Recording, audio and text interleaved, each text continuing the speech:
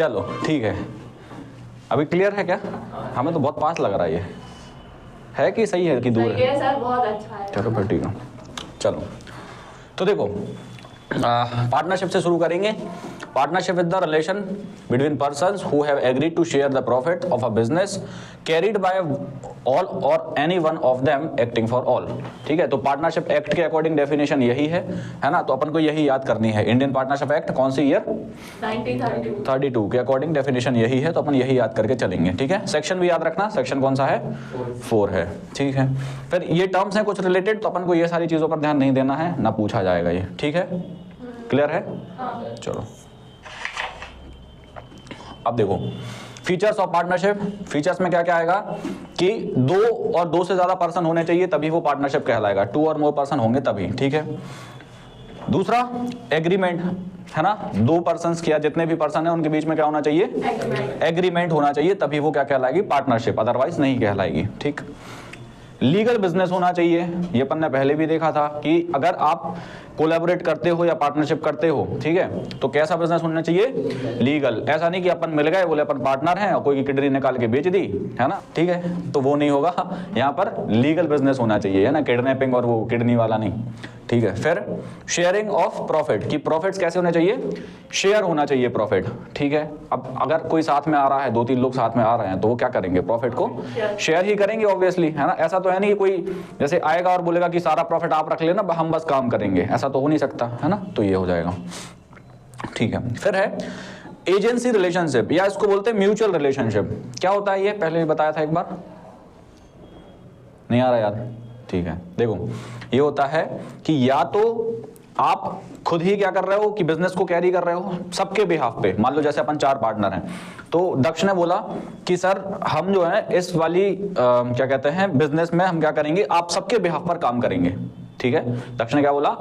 हम आप सबके बिहाफ पे अकेले काम करेंगे। ठीक है, तो कैरीड बाय या तो ऑल, या तो अपन सभी काम कर रहे हो, या अपने बिहाफ पे, और एक्टिंग फॉर ऑल, एक कोई पर्सन हो वो क्या कर रहा हो? सबके बिहाफ पे काम कर रहा हो। बात समझ आई? तो या तो अपन चारों काम कर रहे होंगे, या फिर कोई एक अपने बिहाफ पे काम कर रहा होगा, उसको बोलते हैं म्यूचुअल एजेंसी। ठीक है, या फिर एजेंसी रिलेशनशिप।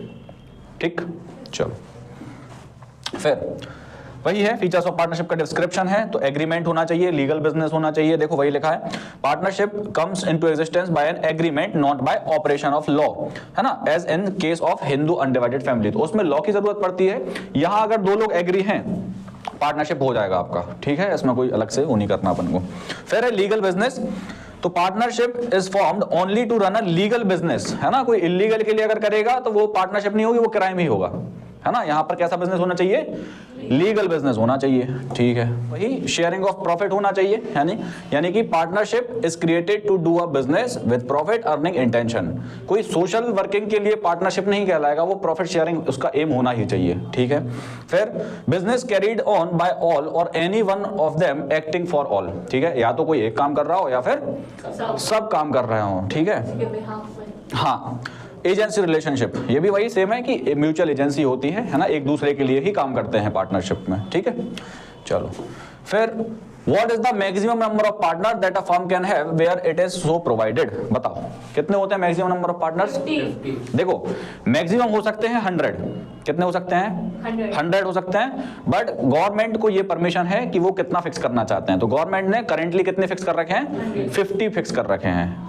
ठीक है, 50 हो सकता, 100 हो सकते हैं मैक्सिमम, बट अभी कितने हैं करेंटली? 50 है मैक्सिमम। ये बात समझ आई कि नहीं आई? कि एक्ट में लिखा हुआ है कि जो पार्लियामेंट है, गवर्नमेंट है, वो फिक्स कर सकता है 100 तक मैक्सिमम।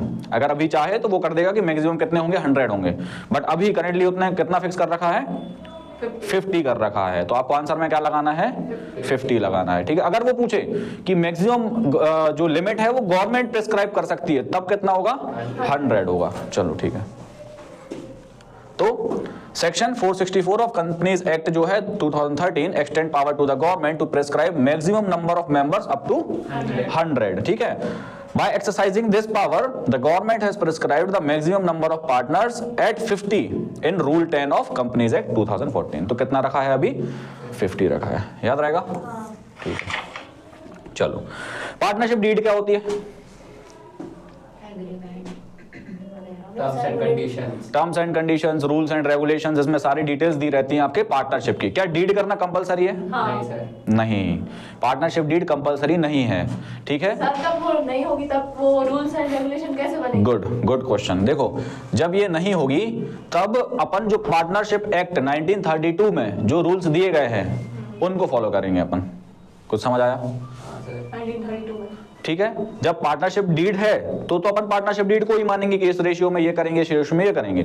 बट अगर पार्टनरशिप डीड नहीं है तब क्या करेंगे? जो पार्टनरशिप एक्ट में जो आपको रूल्स दिए गए हैं उनको फॉलो किया जाएगा, राइट। तो फिर पार्टनरशिप डीड यहां पर कंपलसरी नहीं है, ठीक है। चलो, मींस जो रेशियोज हैं वो इक्वल होंगे कि 6%? रेशियोज अगर पार्टनरशिप डीड में आपका कुछ लिखा है कि प्रॉफिट शेयरिंग रेशियो ये होगा तब तो वो फिर उतने रेशियो में होगा। बट अगर डीड में कुछ दिया नहीं है तब फिर एक्ट के अकॉर्डिंग चलेंगे, जो एक्ट में लिखा रहता है 6%, है ना, जितना भी उसमें दिया रहेगा। समझ आ रहा है? हाँ। ठीक है।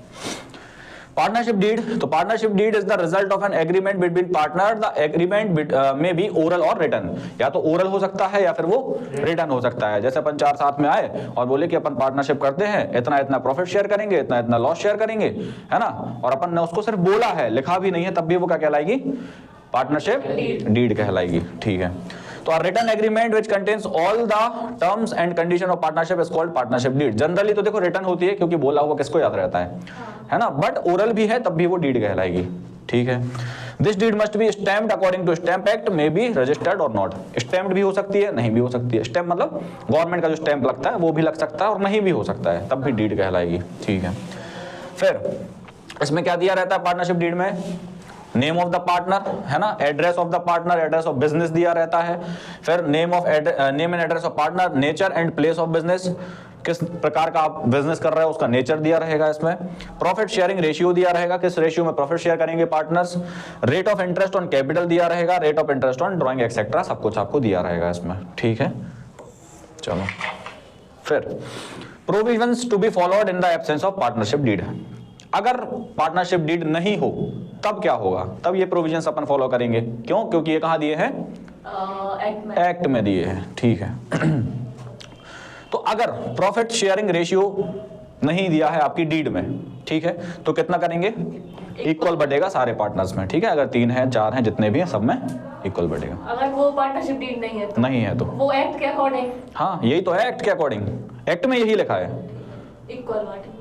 ये अपन एक्ट ही तो पढ़ रहे हैं। देखो, if there is not any partnership deed between partner और if partnership deed is silent upon certain points then the provisions given in Indian partnership act 1932 are to be followed. तो ये किस में दिया है? 1932 के एक्ट में दिया है। अगर पार्टनरशिप डीड नहीं है तो फिर इसको अपन फॉलो करेंगे, ठीक। चलो, तो प्रॉफिट शेयरिंग रेशियो कितना रहेगा?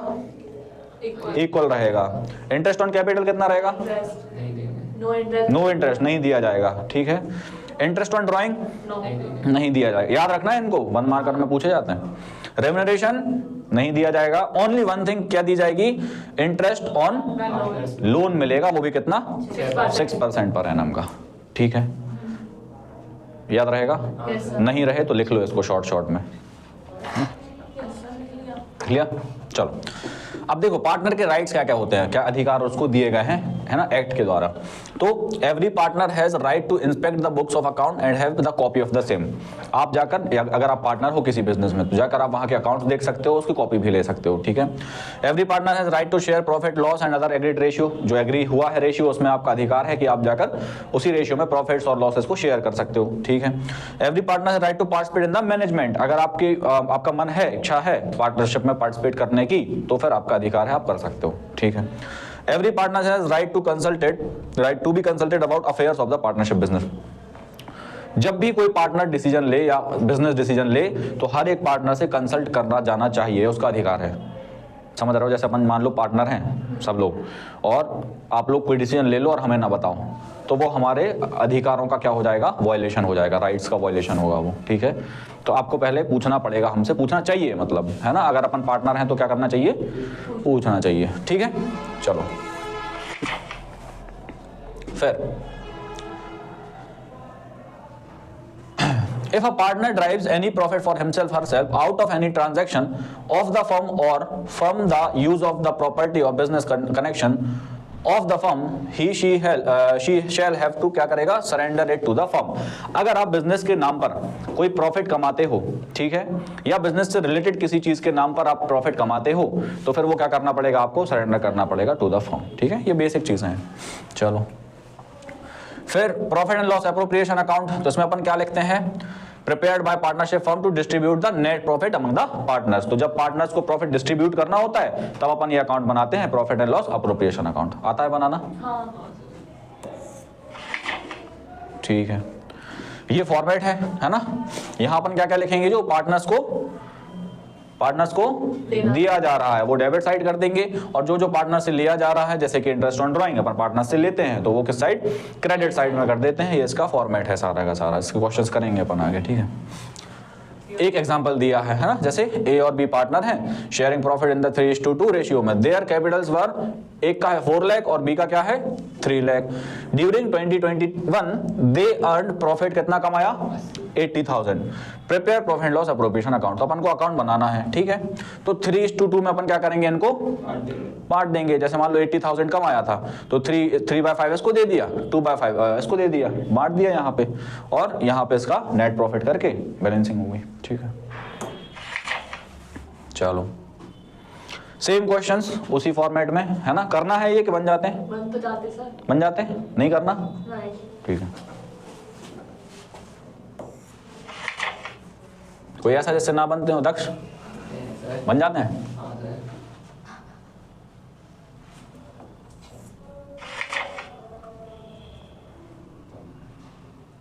सर ये appropriation account debit to interest on capital, ये नीचे साइड लेफ्ट हैंड, ये हाँ राइट सेकंड हैंड, हाँ, ये कैसे हुई सर? कैसे हुई?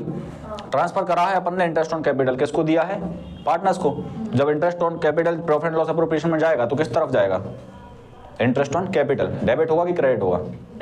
डेबिट होगा ना। ठीक है, तो वही तो लिखा है, इंटरेस्ट ऑन कैपिटल यहाँ पे जर्नल में उल्टा हो जाता है, जो उसमें लिखा रहता है उसका उल्टा हो जाता है। तो जर्नल में अपन ने क्या कर दिया, इंटरेस्ट ऑन कैपिटल क्रेडिट कर दिया, और प्रॉफिट एंड लॉस क्या हो जाएगा, डेबिट, क्योंकि उसमें डेबिट किया जाता है, इसलिए ये डेबिट है। समझ आ रहा कि नहीं?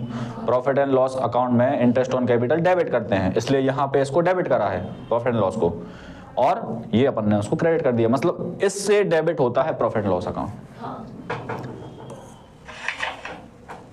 ठीक है, ये अपन ने पढ़े थे methods of maintaining capital account and fixed capital में और फ्लक्चुएटिंग कैपिटल में, है ना। अपन ने देखा था कि कैसे कौन कौन से मेथड होते हैं।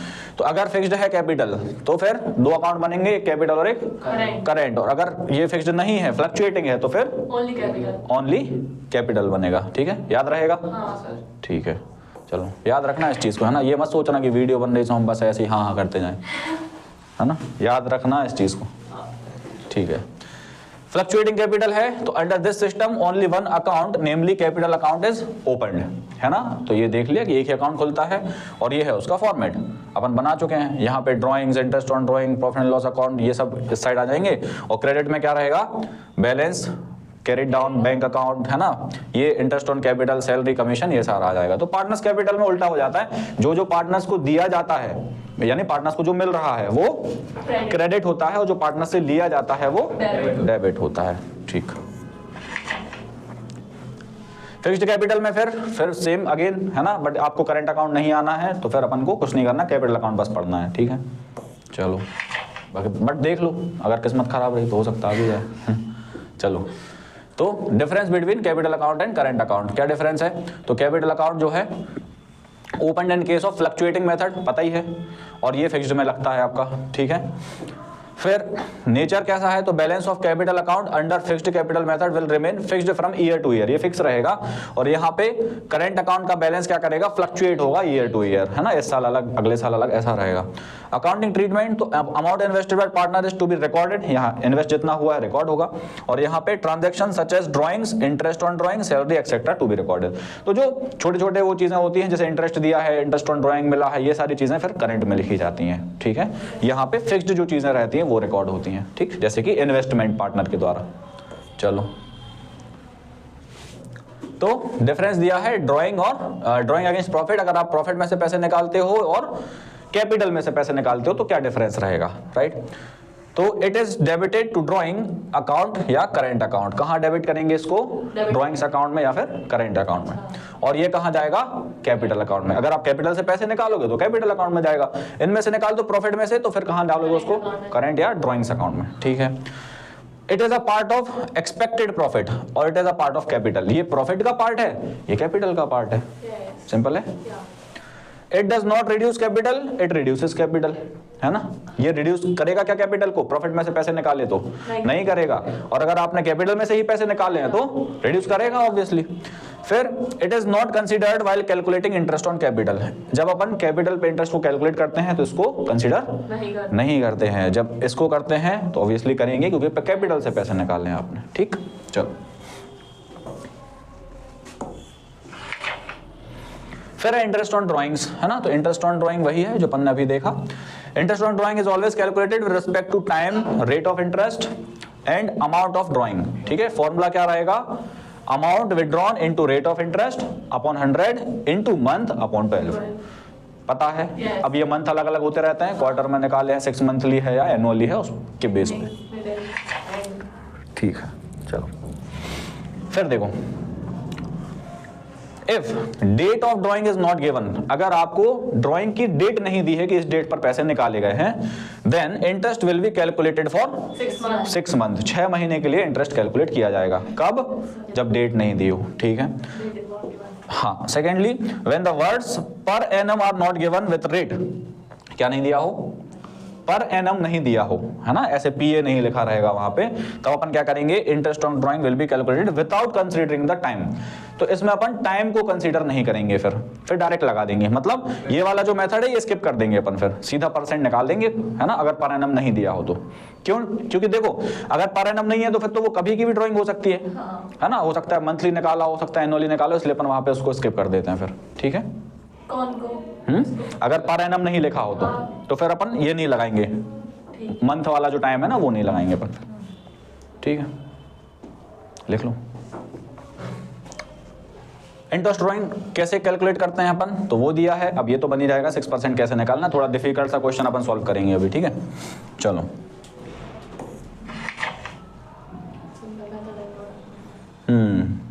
यहाँ पे आपको क्या दिया है? सिंपल मेथड है। तो सिंपल मेथड तो अपन ने अभी देखी कि amount withdrawn into rate of interest into month या टाइम कर देंगे। ठीक है, तो ये तो सिंपल मेथड है। ठीक है, फिर है ये प्रोडक्टिव या product method. Under this method first of all product are calculated by multiplying each set of drawing with its duration, है ना। तो सारी ड्यूरेशन, जैसे मान लो मल्टीपल आपने निकाली है, ड्राइंग करी है कि 2 महीने में, फिर 4 महीने में, फिर 3 महीने में, है ना, तो उसके लिए फिर क्या लगेगा? प्रोडक्टिव मेथड लगेगी। एवरेज मंथ के शॉर्टकट है कि when the amount is of drawing is same and the time interval is equal every time, then interest on drawing may be calculated on total drawing at a given rate for average month. ठीक है, मतलब अगर आपको यहाँ पे drawing का amount जो है वो सेम है हर बार, ठीक है, और टाइम इंटरवल जो है वो इक्वल है हर बार, जैसे मान लो हर 3 महीने में 10-10 हजार रुपए हम निकाल रहे हैं, ठीक है, तो क्या होगा? इंटरेस्ट ऑन ड्राइंग में also be calculated on the total drawing. तो फिर अपन टोटल ड्राइंग पे भी लगा सकते हैं। ठीक है, मान लो हमने 1 साल तक हर 3 महीने में 10,000 रुपए निकाले, तो टोटल कितने निकाले? 40,000, और रेट ऑफ इंटरेस्ट हर बार 10% था, तो 40,000 का 10% निकालकर हम क्या कर देंगे कि 4,000 रुपए हमारी टोटल ड्राइंग हो गई। समझ आया? ठीक। ये अगर नहीं लिखा हो तो ये लिख लेना, average month in various cases. ठीक है, तो हाँ अभी, अरे वाह, आ रहे हो।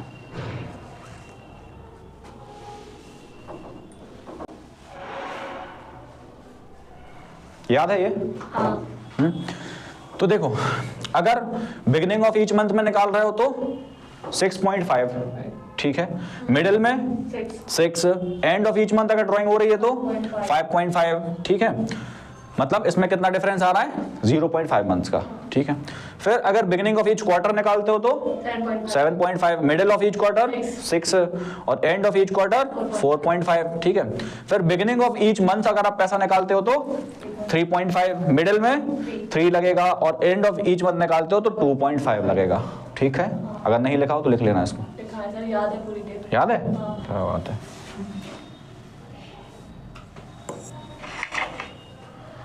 ठीक है, शॉर्टकट्स दिए हैं, अपन को शॉर्टकट के थ्रू नहीं जाना है, अपना जो याद करे हुए हैं चीजें वही उनके साथ चलना है, ठीक है। चलो फिर यहाँ पर इंटरेस्ट ऑन ड्राइंग है, इसको निकालना है, तो ये तो तुम लोग निकाल लोगे आसानी से, कुछ डिफिकल्ट सा दिया जाए, है ना। क्या क्या नहीं होगा? नहीं, क्वेश्चन मिलेंगे, अभी रुक तो जाओ, ठीक है। तो अब आ गया क्या, इंटरेस्ट ऑन कैपिटल, है ना। तो interest on capital is allowed to partner only if clearly given in the partnership agreement. अगर दिया है डीड में, एग्रीमेंट में, तो दिया जाएगा, और नहीं दिया तो नहीं दिया जाएगा, ठीक है। तो interest on capital is calculated on the basis of amount, rate of interest and time. तो अमाउंट ऑफ कैपिटल, रेट लगेगा और सेम टाइम लगेगा, जैसे ड्राइंग्स में लग रहा था, ठीक है।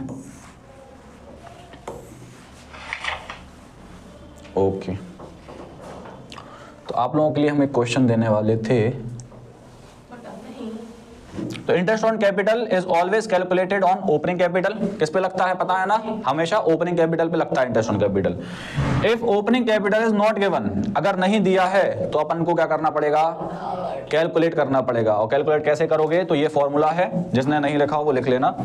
Calculation of opening capital from closing capital. तो पहले क्लोजिंग कैपिटल को रखना, उसमें ऐड क्या क्या करना होता है, तो ऐड ड्रॉइंग्स, ऐड लॉसेस, और जितना अभी आएगा उसमें से क्या कर देंगे, लेस एडिशनल कैपिटल, और लेस कर देंगे प्रॉफिट्स, ठीक है। तो आ जाएगा आपका ओपनिंग कैपिटल, और इंटरेस्ट लगेगा ओपनिंग कैपिटल पे, ठीक है।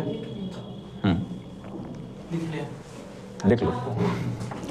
तो इंटरेस्ट हमेशा कौन से कैपिटल पे लगता है, ओपनिंग कैपिटल पे लगता है, ठीक है। तो ओपनिंग कैपिटल ऐसे निकाल लेंगे अपन।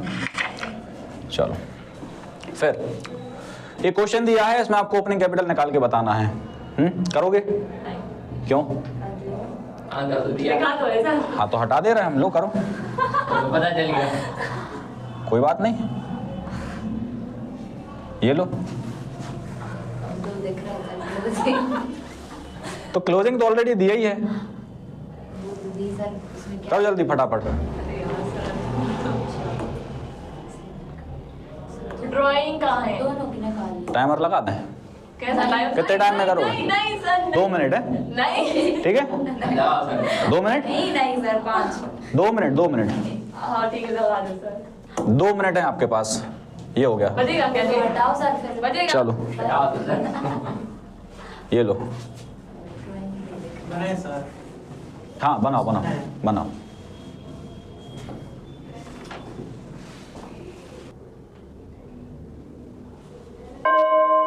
लो, अरे बस चलो बच गया। सर थोड़ी देर बाद नहीं तो देते। समय समाप्ति की घोषणा। ये 75 कहाँ से आ गया? कौन सा 75? यही 75। क्योंकि देखो रेशियो नहीं दिया था, तो प्रॉफिट कौन से रेशियो में बटेगा, अभी तो पड़ा था, तो बस बट गया। बांट रहे थे सर, तो बांट देती, है ना। तो तुम्हें क्या करना था, ड्राइंग प्लस करनी थी, प्रॉफिट्स माइनस करना था, आराम से आंसर आ जाता। चलो अच्छा, अब देखो इंटरेस्ट ऑन कैपिटल कब कब लगता है वो दिया है, तो इसको अपन को नहीं देखना है, अपने काम का नहीं है इतना ज़्यादा, है ना। जब साइलेंट होगी, अपन ने पढ़ लिया कि साइलेंट होगी डीड तो मिलेगा ही नहीं, और अगर डीड में लिखा है तभी इंटरेस्ट ऑन कैपिटल दिया जाएगा। अच्छा एक चीज़ और रुको, ये देख लो, इफ देयर इज लॉस, देखो अगर यहाँ पे लॉस है तो no interest will be allowed. अगर लॉस होता है तो, क्योंकि देखो प्रॉफिट होगा तभी तो, ठीक है। तो अगर लॉस है तो फिर no interest will be allowed, कोई भी इंटरेस्ट नहीं दिया जाएगा। In case of adequate profit, अगर बहुत ज्यादा प्रॉफिट हुआ है तो full interest will be allowed, पूरा इंटरेस्ट दिया जाएगा, ठीक है। In case of inadequate profit, अगर सफिशिएंट प्रॉफिट नहीं हुआ है तो interest will be restricted to the amount of profit. तो जितना प्रॉफिट हुआ है उतना ही इंटरेस्ट दिया जाएगा, उससे ज्यादा नहीं दिया जाएगा, ठीक है। चलो इस चीज को याद रखना थोड़ा, ठीक है। अब क्या है, कमीशन की बात कर लेते हैं। तो कमीशन तो सिंपल है कि if partnership deed is silent, commission नहीं दिया जाएगा, और अगर पार्टनरशिप डीड में जितना अमाउंट दिया होगा उतना कमीशन दे देंगे अपन, है ना। अगर जैसे बोला कि 50,000 या 50% कमीशन देना है पार्टनर्स को, तो फिर अपन क्या करेंगे, उस अमाउंट का 50% कमीशन दे देंगे, ठीक है। चलो कैलकुलेशन के 2 मेथड होते हैं कमीशन के। पहला क्या होगा, अगर नेट प्रॉफिट बिफोर चार्जिंग सच कमीशन, तो अपन कहां लगा रहे हैं, on the net profit before charging such commission, commission के पहले, जो नेट प्रॉफिट है उस पे लगाएंगे तो फिर ये फॉर्मूला लगेगा, कौन सा, profit before commission into rate upon 100, ठीक है। बट कमीशन पे भी लगता है ये रेट? बिल्कुल, कमीशन कैसे निकालोगे, रेट ही से तो निकलेगा। मान लो उसने दिया कि 10% निकालना है, हाँ सर, तो 10 अपॉन 100 ही तो करोगे उसको, ठीक है। मान लो 1 लाख का प्रॉफिट है, उसमें से बोला 10% पार्टनर को कमीशन दे दो, तो ये तो लगाओगे, है ना। बट वो बोले कि नेट प्रॉफिट आफ्टर चार्जिंग सच कमीशन, अगर आफ्टर चार्जिंग सच कमीशन पे लगा रहे हो, ठीक है, तो फिर क्या लगेगा, profit before commission into rate upon 100 plus rate, ठीक। याद रखना, ये टर्म्स याद रख लेना अच्छे से, कंफ्यूज हो जाते हैं इनमें, है ना। ये क्या है, नेट प्रॉफिट बिफोर चार्जिंग सच कमीशन, और ये है आफ्टर चार्जिंग सच कमीशन, बस एक बिफोर और आफ्टर का डिफरेंस है, कंफ्यूज हो जाते हो एग्जाम में, ठीक है। इंटरेस्ट ऑन पार्टनर्स लोन, है ना, तो if partner has given loan to the firm he entitled to receive interest, उसको क्या दिया जाएगा, इंटरेस्ट दिया जाएगा। If a partnership deed is silent, तब भी इंटरेस्ट कितना दिया जाएगा, 6%, अगर डीड में लिखा है तो फिर बढ़िया है। The interest on loan is charge against the profit, है ना, तो जो प्रॉफिट रहेगा उस पर लगेगा इंटरेस्ट ऑन लोन आपका, ठीक है। चलो फिर गारंटी ऑफ मिनिमम प्रॉफिट, ऐसे क्वेश्चंस अपन ने करे थे, है ना, वो वाला है ये। देखो गारंटी ऑफ मिनिमम प्रॉफिट, जैसे मान लो ABC 3 पार्टनर्स हैं, ठीक है, कौन है पार्टनर्स, ABC 3 पार्टनर हैं। अब देखो यहां पे मिनिमम प्रॉफिट की गारंटी दी गई है C को, किसको दी गई है, C को, और कौन दे रहा है, तो आपके A और B दे रहे हैं, कौन दे रहा है, A और B दे रहे हैं, ठीक है। तो प्रॉफिट कितना अर्न हुआ, 80,000, ठीक है। Remaining partners in agreed ratio, तो इनके ही रेशियो में उनको क्या दिया जाएगा, पैसा दिया जाएगा। अब देखो, हाँ अब देखो 80,000 प्रॉफिट था, लेकिन C को दिए गए 16,000, कितने दिए गए, 16,000, 16,000, और इन लोगों ने रख लिया 32,000। बट इसको मिलना कितना चाहिए था, मिलना कितना चाहिए था, कितना बोला था, गारंटी दी थी 20 मिलना चाहिए था। अब 20 मिलना चाहिए था, इसके कितने कम है, 4,000। तो यहाँ पे 4,000 रुपीज इसको मिलेंगे, और कौन देगा, A और B, और किस रेशियो में, 2:2, इनके एग्रीड रेशियो 2:2, मतलब 1:1 कह सकते हैं इसको, बराबर देंगे। तो 4,000 देने हैं, तो 2 ये देगा, 2 ये देगा, समझ आया, है ना। तो वही है, देखो ठीक है, ये देखो यहां देखो, इसको 4,000 मिले, ठीक है, 2,000 इसने दिए A ने, और 2,000 दिए B ने, तो टोटल इसके पास कितने हो गए, टोटल हो गए, प्रॉफिट था 80,000 और इसके पास हो गए 20,000, जिसको C को गारंटी करी थी ना कि 20 देंगे, तो वो 20 हो गए इनके पास, ठीक है। चलो गारंटी देना खराब है, खुद का प्रॉफिट कम हो जाता है। हाँ, बट देना पड़ता है पार्टनर्स को एडमिट करने के लिए, है ना। अब ये जो गारंटी है ये किसी एक पार्टनर की भी हो सकती है, 2 की भी हो सकती है, और किसकी भी हो सकती है, ठीक है। हो सकता है फर्म गारंटी करे पार्टनर को, वो भी हो सकता है, ठीक है। चलो फिर है पास्ट एडजस्टमेंट, इसका क्वेश्चन अपन ने कल किया था ना, ठीक है।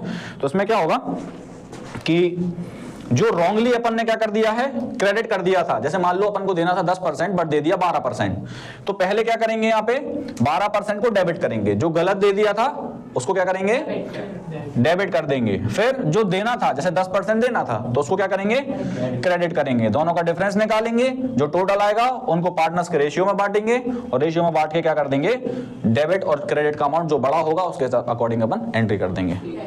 याद है, अभी करा था कल क्वेश्चन, ठीक है। तो ये था आपका पूरा पार्टनरशिप का चैप्टर, है ना, एक क्लास में खत्म। अब अपन करेंगे अगला चैप्टर, ठीक है, नेक्स्ट क्लास में क्वेश्चंस मिल जाएंगे, ठीक है।